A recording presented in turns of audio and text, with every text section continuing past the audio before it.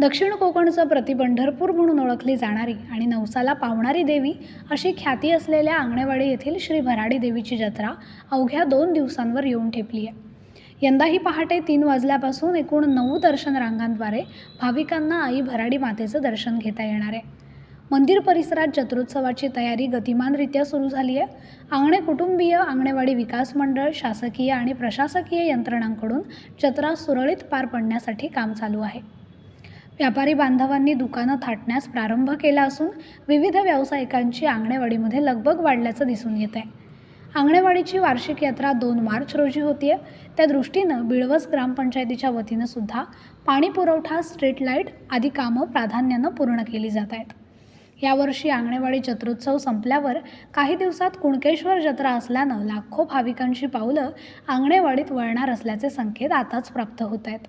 जसजशी दुकानं सजायला लागली तसतसा आंगणेवाडी परिसर अगदी फुलून जातोय.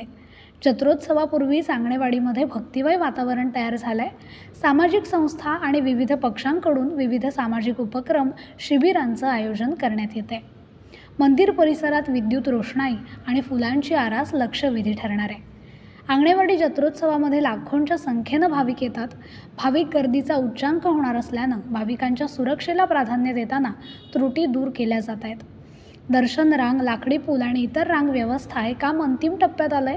देवालयालगत असलेले 2 ट्रान्सफॉर्मर शाळेच्या मागे एकाच ठिकाणी घेण्याचं काम गतवर्षी पूर्ण झाल्यानं सदर परिसर अधिक सुरक्षित झालाय. ग्रामस्थ मंडळाचे अध्यक्ष भास्कर आंगणे यांनी यात्रेच्या नियोजनाची सविस्तर माहिती दिली आहे. ऐकूया. 2 मार्च रोजी श्रीदेवी भराडी मातेचा वार्षिकोत्सव संपन्न होणार आहे आणि त्याची तयारी आता जवळजवळ अंतिम टप्प्यात आलेली आहे. दरवर्षीप्रमाणे याही वर्षी आम्ही 9 रांगामधून भाविकांना प्रवेश देणार आहोत.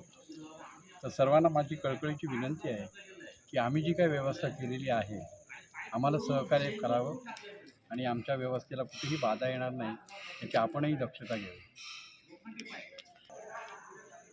दरवर्षीप्रमाणेच आहेत त्या, पण यावर्षी एक विशेष म्हणजे आम्ही अपंगांसाठी मालवण एस.टी. स्टँड आणि कणकवली या 2 ठिकाणाहून त्यांच्यासाठी रिक्षाची व्यवस्था केलेली आहे. तर पोलीस बांधवांना आमची नम्र विनंती आहे की त्यांनीसुद्धा आम्हाला सहकार्य करून त्यांना कसं सुलभतेने दर्शन घेता येईल याची आपण काळजी घ्यावी. भाविकांच्या दृष्टिकोनातूनच आम्ही पहाटेपासूनच दर्शनाला सुरुवात करतो. 3:30 पासून आमची पूजा अर्चा झाल्याच्या नंतर 3:30 वाजता ती दर्शनाला सुरुवात होईल आणि ती संध्याकाळी रात्री 10 वाजेपर्यंत असेल.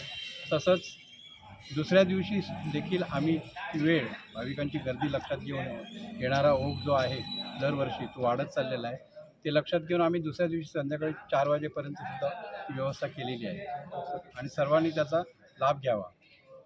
नाही, ही यात्रा दरवर्षी अशी वाढतच जाणार आहे आणि त्यासाठी जे काही नियोजन करायचं असतं दर्शनासाठीचं ते आंगणे कुटुंबीय आपल्या पद्धतीने वेगवेगळ्या हे करून करत असते. आम्ही ही मागणी आमच्या पालकमंत्र्यांकडे पालकमंत्री माननीय रवींद्र चव्हाण यांच्याकडे केलेली होती आणि त्यांनी देखील आम्हाला चांगलं सहकार्य केलं आणि त्यांच्या मदतीने, त्यांच्या मार्गदर्शनाखाली हे जे सुलभ शौचालय आहे ते आज उभं आहे आणि त्याची खरंच गरज होती. मला वाटतं सर्व जे भाविक आहेत ते धन्यवादच देतील. नाही, आम्ही नेहमीच सांगत आलेलो आहोत त्यांना, फक्त त्याच जत्रोत्सवाच्या दिवशी असं नाही, पण आम्ही वर्षभर येणाऱ्या भाविकांना आम्ही नम्र विनंती करत असतो की आपण देवीचा फोटो काढू नये किंवा तो काढून शूट करू नये.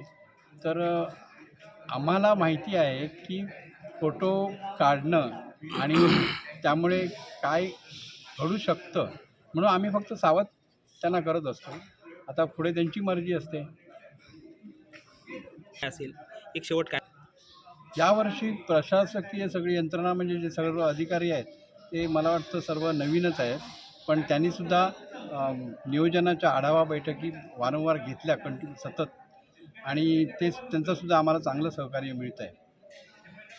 यंदाच्या वर्षी पालकमंत्री रवींद्र चव्हाण यांच्या माध्यमातून पूर्णत्वास गेलेल्या सुलभ स्वच्छतागृहामुळे भाविकांची गैरसोय दूर होणार आहे.